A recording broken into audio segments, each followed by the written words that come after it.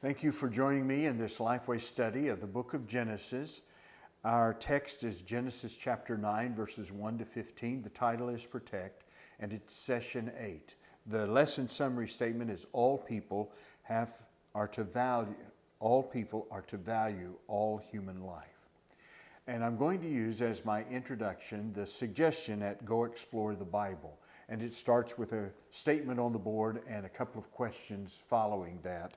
The statement is, all human life is valuable. And the question is, as a Christ follower, what does this statement mean to you? Why is all human life valuable to God? And I intend to start my lesson that way and then go into the information they provide about the state of Idaho and its decision in terms of a law on abortion. And then I want to come to the question that is on page 91 in the Leader's Guide. It's on page 73 in the Personal Study Guide, and ask the class as I'm making transition to the text, what would our world look like if all people valued every human life? I've just listed things like no wars, no homelessness, no unvisited residents in nursing homes, no abortions, suicides, no divorces. Evangelism and missions would be priority in our churches. Charities would be fully funded. Charities would be fully staffed. I'm sure there are many things that would change about our world if we valued every human life. And so I want to get that conversation going. Now, the first point in our lesson is the blessing, Genesis chapter 9, verses 1 to 4. Your Leader's Guide gives a definition of blessed, and it says to bless means to bestow good or advantage on someone. So God blessed Noah. He's going to bestow good. He's going to bestow advantage on Noah. And I'm going to say to the class, as I read the text, let's list God's decrees of this blessings. What are the things he says he's going to do that will be a blessing to Noah? And so I would read the text, and then I would take their responses and write them on the board. And there are three categories that God says that he's going to do when he blesses Noah. And you might want to read through verse 7, because verse 1 to verse 7 is what's called a chiasm, and the two outside verses, verse 1, verse 7, are saying the same thing. Then there's the next verses say the same thing, and then the center verse has another idea. For example, here's what the blessing is that God gives to Noah. First of all, the propagation of life, verses 1 and verse 7. Verse 1 says, be fruitful and multiply and fill the earth. And verse 7 says the same thing. So one of the blessings that God gives them is the fulfillment of this command that he has given them. The second thing, the first is the propagation of life.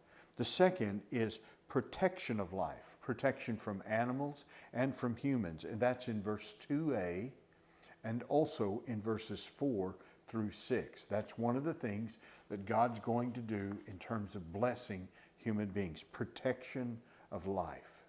The third is sustenance of life, sustenance of life. 2b through verse 3. For example, 2b, they are placed under your authority. Every creature that lives and moves will be food for you. As I gave the green plants, I have given you everything. So when God says he's going to bless, he's going to bestow good. He's going to give advantage to Noah and his family. And what is he going to do? How's he going to bless them? They're going to propagate life, verses 1 to 7. There's going to be the protection of life from animals and from humans, 2a and verses 4 through 6. And then there's the sustenance of life, 2b to 3. Now, I would organize that after I had solicited their response and put it all up there and say, well, these things we've listed could be put into these three categories. Now, the lesson summary statement again says that all people are to value all human life. So after Noah got off the ark, how do you think his view of his family and his view of his world had changed after the flood? And I'm wanting them to talk about how he had a deeper appreciation for the life of his family and the life that was on this world. He's coming to understand he is not the owner, but he is the steward and of God's provision for him, which is his family and his world. That's what I'm trying to lead the class to see and understand. There's a deeper appreciation for life, and he understands he doesn't own this. This is a gift from God. This is a blessing of God. The blessing is dominion. He has dominion over his family and over his world. So how does that get acted out as a parent? If you come to the same understanding Noah has of valuing life, the life of his family, and understanding that this is not his. He's simply the steward of these sons and their wives and the grandchildren that are going to come. How does it get acted out as a parent? And so I'm wanting to see them talk about the value of these children that God has given us. And there needs to be a greater respect for those children. We need to be more careful of the tone of voice we use. We need to be more thoughtful of the tenderness of their spirit and their heart. We need to put into our minds that I'm here to invest in their lives and make their lives a better life. And so how do I do that as a parent? That's what I'm seeing is the blessing here. God has helped him to see the value of all life. But not just the parenting, that's just an example, but also the world. This is a world that God has given us dominion over, and it has value to God. So how do we as Christians treat this world with value? That's what I'm driving at in this idea of blessing. The second point is the warning. Chapter 9, verse 5 through 7. Society can know the blessing that he speaks about. They can know the blessing of thriving only if human life is protected. That's what's happening in verses 5 through 7. Here's the blessing he wants to give them: the propagation of life, the protection of life, the sustenance of life. He wants them to experience the best of life. But verses 5 through 7 says society can only know that blessing if human life is protected. So I want to read the text. And I will require a penalty for your lifeblood. I will require it from any animal and from any human. If someone murders a fellow human, I will require that person's life. And your commentary has suggestions on all this repeatedness of the words. Verse 6, whoever sheds human blood, by humans his blood will be shed, for God made humans in his image. But you, be fruitful and multiply, spread out over the earth and multiply on it. Now, I want to put the word life on the board, and then I want to say God built some fences around life. And so looking at this text, what are the protective fences that God put around life? And so I'm going to build a fence around it. And so I'm wanting them to give me, what did God do that helped to protect life? For example, there is in here the capital punishment. Capital punishment was given to protect life. There's stated in here, there's no exceptions. Animal or human, if they take innocent life, they lose their life. That's another protection of life. He wants life to flourish. And so that's another wall that's around the picture of life. And then the fundamental reason for the value of life and the warning not to take life is because to take life is a direct attack against the image of God. So your class will come up with things like that or stated in different ways. And all I'm simply trying to do is help them to see that God has this great value about life. And He has built all these things around it in order to protect it. Now let me read you some comments I got from commentators. One of them is Matthews. His comes from the New American Commentary. And he said, after establishing the inviolability of human life, how can the divine directive at the same time exact killing the criminal who also is the divine image? Good question. Capital punishment is not interpreted as a threat to the value of human life, but rather is society's expression of God's wrath upon anyone who would profane the sanctity of human life.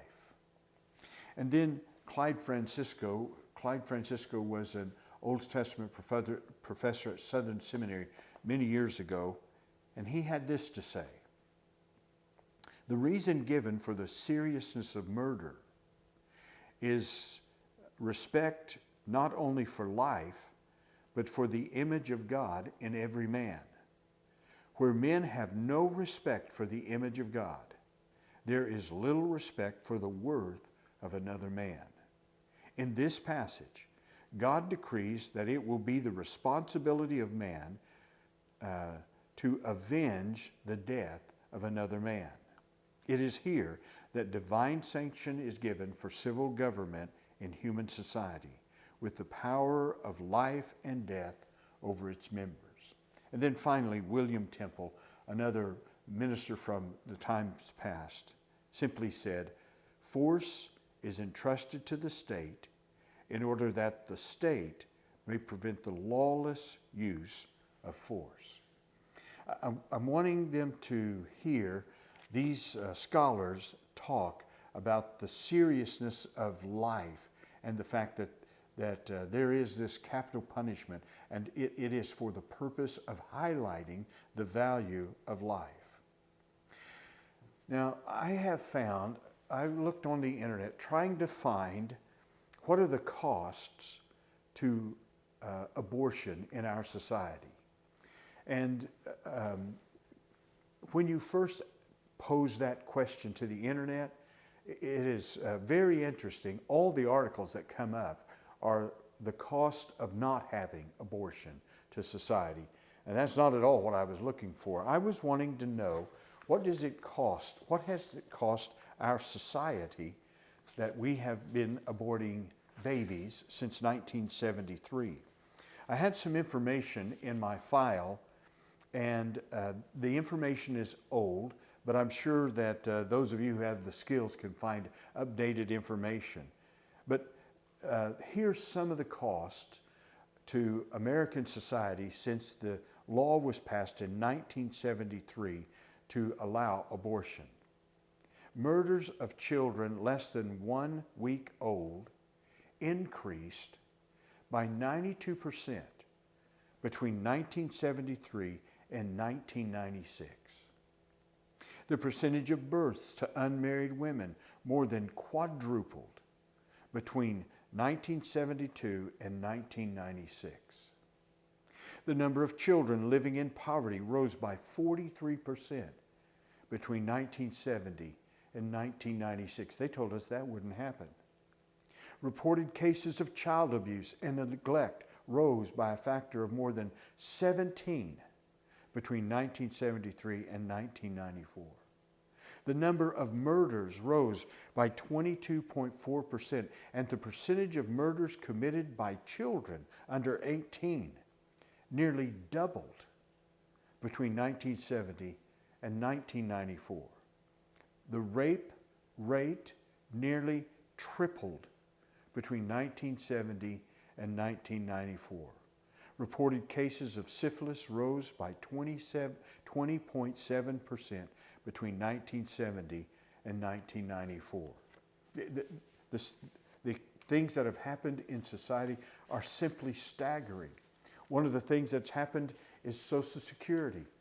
There are not enough people helping to carry the burden of Social Security. And it happens to be that we have aborted somewhere around 60 million human beings that would have helped to bear the cost of Social Security for the older generation.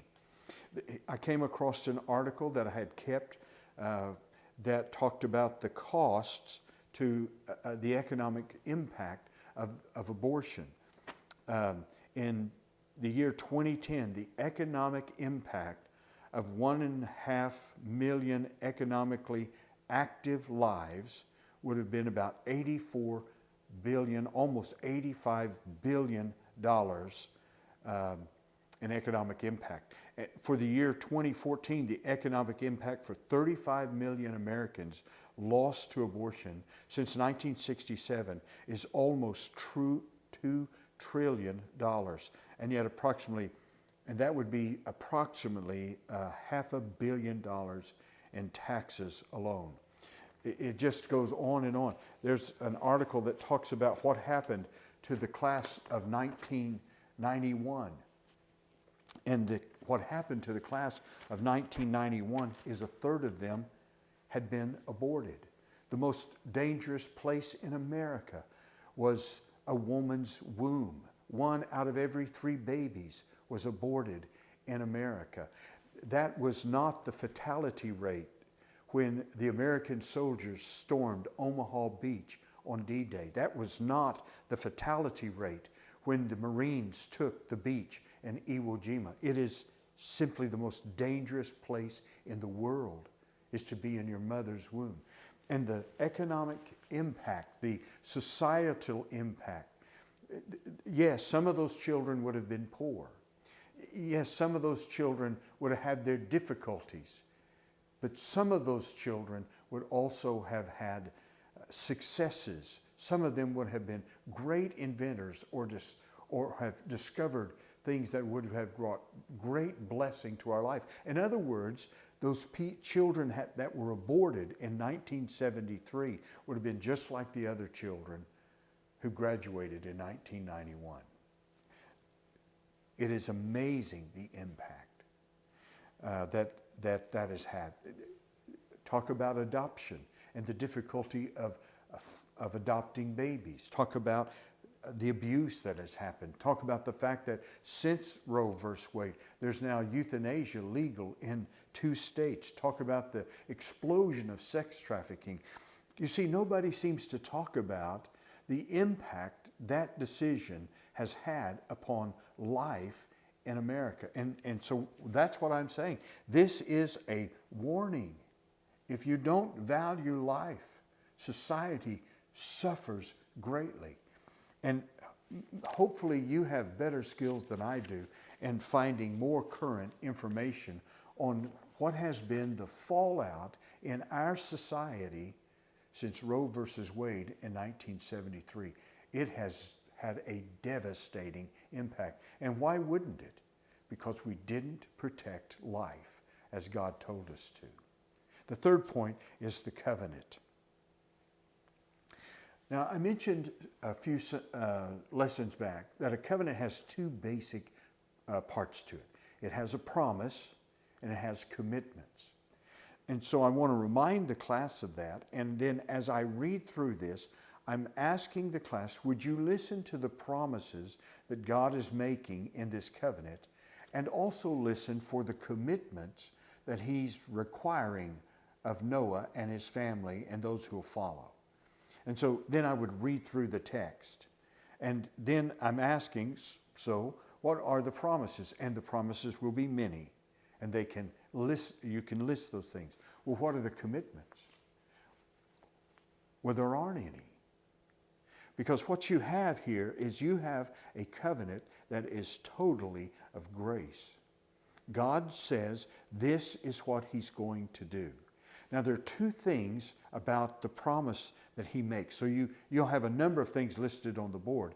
But the 2 commitments that He's making is there's a promise of safety from a future deluge. Now, there'll be floodings, and there'll be environmental difficulties, but those can be planned for or those can be overcome as people work together. But this worldwide deluge, that's not ever going to happen again. He will not destroy the world this way again. Now, 2 Peter chapter 3 tells us that he will destroy the world again, but it will be by fire. So here's a commitment he makes to humanity. It makes no difference whether they're believer or unbeliever. He is not going to do this. So one of the commitments of this covenant is safety. The other is the eternal nature of this covenant. That's what is stressed here. It is going to continue to the end of time.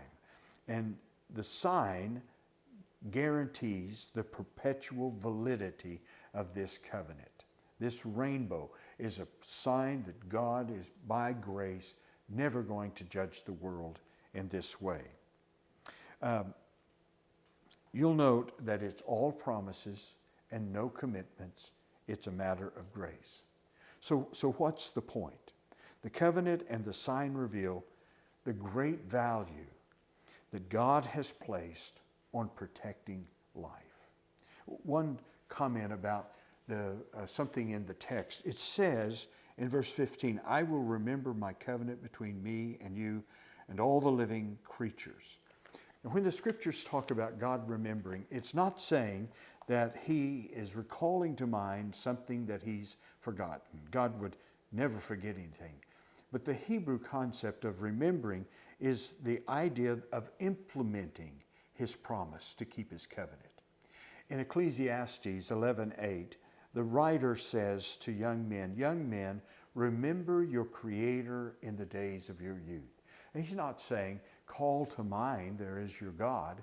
He's saying you need to be living in a way that's responsible to your God. Young men, remember your Creator in the days of your youth. Live in a way that shows that you are recognizing God and living in a way that's responsible to his will and his character. So when he is saying here, I will remember my covenant, that means he's just simply saying, I'm going to implement this. This is going to be kept.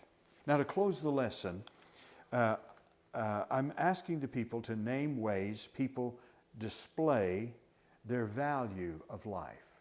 In the class, what are the ways that they display their values of life? For example, do you give clothes to a clothes closet? Do you donate food or money to a food pantry? There are free medical clinics that churches have started and churches support. Do you go to school and tutor children who need help with math or reading?